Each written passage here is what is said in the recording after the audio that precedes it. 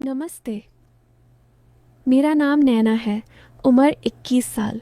मैं एक छोटे से शहर की साधारण सी लड़की हूँ। गांव के पास वाला मफस्सिल इलाका, जहाँ सुबह की चाय की महक पूरे आंगन में फैल जाती है और रात को बिजली के खंभों पर लगे पीले बल्ब हल्की हल्की रोशनी बिखेरते हैं। लोग कहते हैं मैं अपने पापा पर गई हूँ। लंबी काली आंखें, हल्का गोरा रंग जो धूप में थोड़ा लाल हो जाता है, और वो शरीर जो हर सुबह आईने के सामने खड़े होकर खुद को शर्मा जाता है। जब मैं अपनी पुरानी सलवार सूट पहनकर कॉलेज जाती हूँ तो कभी कभी दुपट्टा सरक जाता है और कमर की वो नादानी वाली कर्व नज़र आ ही जाती है। दिल में एक शरारती सा ख्याल आता है कि कोई देख ले तो क्या सोचेगा, पर मैं तो बस आंखें झुकाकर मुस्कुरा देती हूँ। मेरी छातियाँ अच्छी खासी भरी हुई हैं, कूल्हे थोड़े चौड़े, और जब मैं चलती हूँ तो मेरी चाल में एक अनजाना आकर्षण होता है जो खुद मुझे भी एहसास होता है। आज मैं तुम्हें अपनी पूरी कहानी सुनाने जा रही हूँ। वो कहानी जो मेरी पढ़ाई के चक्कर में शुरू हुई और एक मास्टर से मुलाकात हो गई जो पढ़ाने आया था लेकिन खुद मेरा छात्र बन गया। सुनो तो सही। बहुत धीरे धीरे, बिल्कुल वैसी जैसे मैंने खुद जिया था। घर में हम 3 लोग थे, पापा, मम्मी और मैं। पापा सरकारी स्कूल में टीचर थे, मम्मी घर संभालती थीं। छोटे शहर की ज़िंदगी ऐसी ही होती है ना, सुबह 5 बजे उठना, चाय बनाना, पापा को स्कूल भेजना, फिर खुद कॉलेज के लिए तैयार होना।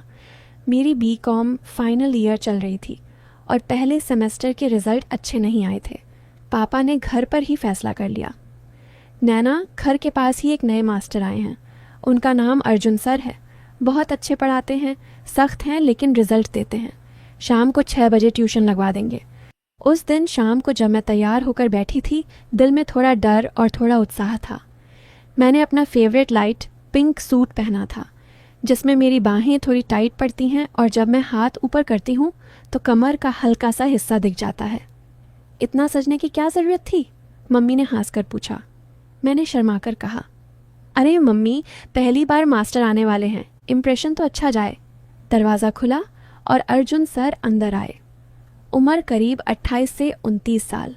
लंबी कदकाठी, चश्मा पहने, सफ़ेद कुर्ता पजामा में, बिल्कुल देसी मास्टर वाले। उनकी आंखें सीधी मेरी तरफ आईं और एक पल के लिए रुक गईं।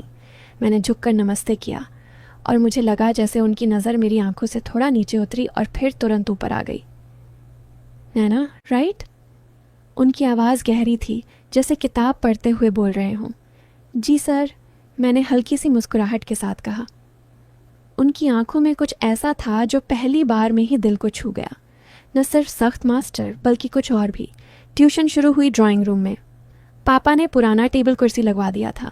सर ने पहला चैप्टर पढ़ाना शुरू किया, अकाउंटेंसी, पर मेरा ध्यान उनके हाथों पर था। लंबी उंगलियां, जब वो पेन पकड़कर लिखते तो मेरी तरफ देखते हुए थोड़ा रुक जाते। समझ आया नैना? हर बार पूछते, और जब मैं हाँ सर कहती तो उनके होंठों पर हल्की सी स्माइल आ जाती। पहले हफ्ते तो बस पढ़ाई ही होती रही, पर धीरे धीरे बातें बदलने लगीं। एक शाम जब बिजली चली गई, हमने मोमबत्ती जला ली। सर ने कहा, अंधेरे में भी पढ़ सकते हैं, तुम्हें डर तो नहीं लगता ना? मैंने शरारत से कहा। सर, अंधेरा तो बाहर है, अंदर तो आपकी आवाज़ से रोशनी हो रही है। उन्होंने थोड़ा हंसकर मेरी तरफ देखा। मोमबत्ती की रोशनी में उनका चेहरा और गहरा लग रहा था। मेरी सांसें थोड़ी तेज़ हो गई थीं। उनके हाथ मेरे नोटबुक के पास आए और उनकी उंगलियां मेरी उंगलियों को हल्का सा छू गईं। एक करंट सा दौड़ गया। मैंने जल्दी हाथ हटा लिया, पर दिल में वो छू जाने वाला एहसास बार बार आ रहा था। घर की डायनामिक्स भी बदल रही थी। मम्मी हर शाम चाय लेकर आती और सर से बातें करती। बेटा, तुम्हारी शादी क्यों नहीं हुई अभी तक? सर मुस्कुराते हुए कहते, आंटी, अभी तो पढ़ाने में व्यस्त हूँ। पर उनकी नज़र मेरी तरफ होती। पापा भी कभी कभी बैठ जाते और उनके पढ़ाने के तरीके की तारीफ करते। अर्जुन, इस लड़की को संभालो, बहुत शैतान है। मैं उनकी बातों पर हंस पड़ती, पर अंदर से सोचती, शैतान तो आपके साथ बैठकर बन रही हूँ सर। एक दिन कॉलेज से लौटकर मैं थक गई थी। बाल खुले हुए थे, सूट में पसीना था। सर आ गए। आज थक गई लग रही हो? उन्होंने नोटबुक खोला पर पढ़ाने से पहले पानी का गिलास दिया। जब मैं गिलास ले रही थी, उनकी उंगलियां मेरे हाथ पर 1 सेकंड से ज़्यादा ठहरी रहीं। नैना, तुम्हारी आंखें आज अलग लग रही हैं, थकावट में भी कुछ खूबसूरत। ये बात डबल मीनिंग वाली थी क्या? मैं शर्मा गई। दिल ज़ोर से धड़का। सर आप भी ना बस पढ़ाई कराइए। उस दिन उन्होंने एक उदाहरण दिया जो बिल्कुल पर्सनल लग रहा था, जैसे कोई लड़की अपने मास्टर से कुछ सीख रही होती है, पर मास्टर को पता है कि वो खुद उस लड़की से कुछ सीख रहा है। मेरी आंखें उनकी आंखों से मिली। पल भर के लिए दुनिया रुक गई। फिर मैंने झुककर लिखा, पर दिल में हलचल मची हुई थी।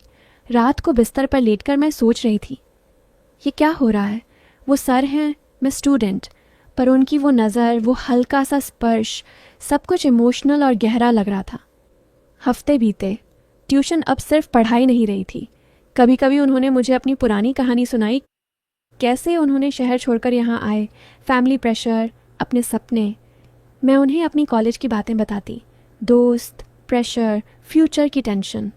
एक दिन जब मैं बता रही थी कि सर कभी कभी लगता है मैं कुछ बड़ी चीज़ नहीं कर पाऊंगी, तो उन्होंने मेरा हाथ पकड़ लिया, सिर्फ 1 सेकंड के लिए, और कहा, तुम्हें बहुत हिम्मत है नैना, मैं हूँ ना। उस टच में इतनी गर्माहट थी कि रात भर नींद नहीं आई। शरारत भी थी। मैं जानबूझकर उनके पास बैठती, दुपट्टा थोड़ा सरकने देती और उनकी नज़र का इंतज़ार करती। वो हमेशा कंट्रोल में रहते, पर उनकी सांसें थोड़ी तेज़ हो जातीं। एक शाम बारिश के बाद घर की छत पर पानी भर गया था। सर ने कहा, पढ़ाई छत पर ही कर लेंगे ताकि ठंडी हवा आए। हम दोनों ऊपर बैठे। आसपास के घरों की आवाज़ें आ रही थीं। किसी के बच्चे रो रहे थे, किसी की मम्मी चिल्ला रही थी। सर ने कहा, ये छोटा शहर है नैना, यहाँ लोगों की नज़रें बहुत तेज़ होती हैं, पर कभी कभी दिल को रोकना मुश्किल हो जाता है। मैंने उनकी तरफ देखा। उनकी आंखें मेरी आंखों में थीं। सर आप क्या कह रहे हैं? मेरा स्वर कांप रहा था। उन्होंने मुस्कुराते हुए कहा, बस यही कि तुम बहुत अच्छी स्टूडेंट हो और मैं बहुत लकी मास्टर। डबल मीनिंग वाली बात फिर से। मेरी गर्दन लाल हो गई। मैंने टॉपिक बदल दिया, पर अंदर से आग सी लग रही थी। आकर्षण, शर्म, कन्फ्यूजन, सब मिलकर। महीने गुजरे। अब ट्यूशन के बाद हम थोड़ी देर बातें करते, फैमिली के बारे में, उनके सपनों के बारे में। उन्होंने बताया कि उनकी एंगेजमेंट टूट गई थी क्योंकि लड़की को शहर की ज़िंदगी चाहिए थी। मैं यहाँ रहना चाहता हूँ नैना, छोटे शहर में ही कुछ अच्छा करना चाहता हूँ। मेरी दिल की धड़कन तेज़ हो गई। क्या वो मुझे हिंट दे रहे थे? एक दिन पापा ने कहा, अर्जुन आज घर पर ही खाना खाओ, नैना की मम्मी ने ख़ास बिरयानी बनाई है। डिनर के टाइम हम सब बैठे, सर मेरे बिल्कुल सामने। जब मैं उन्हें रोटी सर्व कर रही थी, उनकी नज़र मेरी उंगलियों पर थी। मम्मी ने नोटिस किया और हंसकर बोली, अर्जुन बेटा, नैना का हाथ बहुत अच्छा है ना? सर ने सिर्फ बहुत अच्छा कहा और मेरी तरफ देखा। उस रात मैं बिस्तर पर लेटी सोच रही थी, ये सब क्या बन रहा है? इमोशनल पुल इतना स्ट्रांग था कि पढ़ाई भी भूल गई थी। हर छोटी बात में उनका ख्याल। 2 महीने बाद अब हम दोनों के बीच एक अनकहे रिश्ते की शुरुआत हो चुकी थी। ट्यूशन के दौरान कभी उनका पेन मेरे हाथ पर गिर जाता, कभी मैं उनके कुर्ते का बटन छू लेती गलती से। हर टच में बिजली, पर कभी कुछ ज़्यादा नहीं। सर हमेशा सीमा में रहते। मैं उन्हें टीज़ करती, सर आप इतने सख्त क्यों हैं, कभी स्माइल भी कर लिया करो। वो कहते, तुम्हारे सामने स्माइल रोकना पड़ता है, वरना कंट्रोल छूट जाएगा। फिर वो दिन आया जब सब बदल गया। पापा को दूसरे शहर ट्रांसफ़र आ गया था। घर में माहौल उदास था। लास्ट ट्यूशन का दिन। सर आए, पर पढ़ाई नहीं हुई, सिर्फ बातें। नैना तुम जा रही हो, मैं यहाँ अकेला रह जाऊँगा। उनकी आवाज़ में दर्द था। मैं रो पड़ी। सर आपने इतना कुछ सिखाया, पढ़ाई के अलावा भी। उन्होंने मेरा हाथ पकड़ा, इस बार लंबे समय तक। नैना मैं तुमसे बहुत प्यार करता हूँ, पर मैं तुम्हारा मास्टर रहा हूँ। तुम्हारी फैमिली को ये एक्सेप्ट करना मुश्किल होगा। मैं तुम्हें रोकूंगा नहीं, तुम अपना फ्यूचर देखो। उस पल दिल टूट सा गया, पर वो इमोशनल था। मैंने उनके हाथ को और ज़ोर से पकड़ा। अंधर, अर्जुन, मैं भी।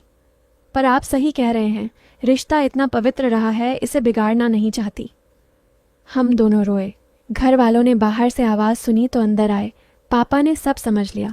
पहले गुस्सा, फिर सोच। मम्मी ने कहा, अर्जुन बेटा, अगर दिल से है तो वक्त दे देते हैं। ट्विस्ट यही था। अर्जुन सर ने फैसला किया कि वो पापा के साथ दूसरे शहर शिफ्ट हो जाएंगे।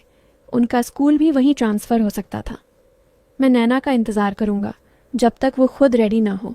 आज जब मैं ये कहानी बता रही हूँ, हम दोनों शादी के लिए तैयार हैं। वो अब भी मेरा मास्टर हैं, ज़िंदगी का। पर अब रिश्ता बराबर का है। आकर्षण से शुरू हुई ये कहानी सम्मान और समझ पर ख़त्म हुई। ये थी मेरी कहानी। अब तुम बताओ कैसी लगी।